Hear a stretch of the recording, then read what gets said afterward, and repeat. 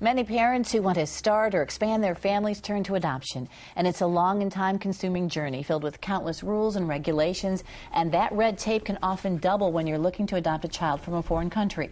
Attorney Tommy Tam is here today with advice on navigating that foreign adoption process. Our legal expert. Nice to see you, Tommy. Thanks for having me, Gail. What a wonderful topic. And sadly, we've seen cases in the news recently where foreign adoptions, they get a lot of bad press and things don't work out right. But in the vast majority of the cases, is it good for these families? Overwhelmingly, these adoptions work out. Unfortunately, on rare occasion, when these cases don't work out, they hit the media, but those are very rare cases. You know, how long have couples been adopting from foreign countries? It's really become common in, what, the last 10, 15 years? Basically, in the last 10 to 15 years, it's become extremely popular.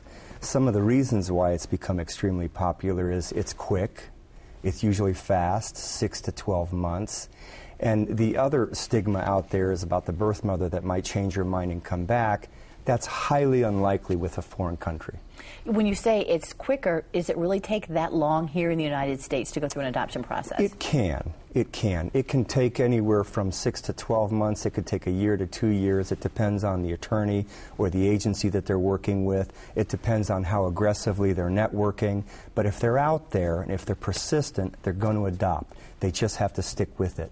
So when they come to you and they say, oh, we'd like to look into foreign adoption, are there specific countries that do this better than others? I think that more popular countries are such as China, Vietnam, Korea, and Russia's still there. And contrary to all the media that's been generated lately over the disrupted Russian adoptions, it's still a very popular country. So give me a time frame, Tommy. When someone comes into your office to the time that they could possibly go to that country and pick up their child? They've got to be pre-approved. There is a process involved. When you are getting pre-approved for foreign adoption, there are other requirements, there are other restrictions. There's some extra paperwork involved, so it is a little more involved. But on the average, most couples for foreign adoption can expect to be pre-approved in anywhere from 3, 4 to 6 months. That's a lot shorter than I thought. Truly, I thought we were talking years, and maybe in some cases it would work out like that, but for the most part, no. Yeah. And what kind of costs are we talking then, Tommy? It depends on the country that you're involved with. Remember, travel is expensive. Right. And from beginning to end on foreign adoption, a couple can easily expect to spend $25,000, $35,000, $45,000. How often do they have to go back to that country back and forth? Sometimes once or twice. When do they see the child?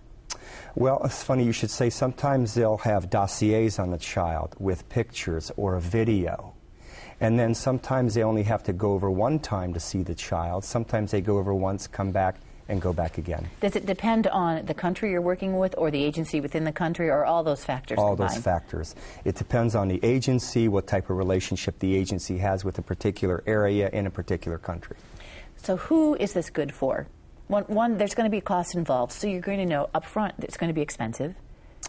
You know, it's good for, obviously, the family. It's good for the child. I think everybody benefits. And I don't think that the general public out there should be dissuaded by these few rare cases of foreign adoptions that end up being disrupted. And remember, we still have local children that are available for adoption, too. Yeah, and it's a good thing that you point that out, Tommy. People come to you if they want to adopt, but people also come to you if they find themselves in a situation where they have a child to give up? Correct. Yeah. What I do is I can't represent both prospective adoptive parents and the birth parents, but I can represent one. And many times birth mothers come to me, they're pregnant, and they say, what do I do next? Can you help me with the family? And we help them with that process. Tommy, it's so much information. We appreciate you being here, and I hope you come back so there's more to talk about in the subject. I'll be back. Okay.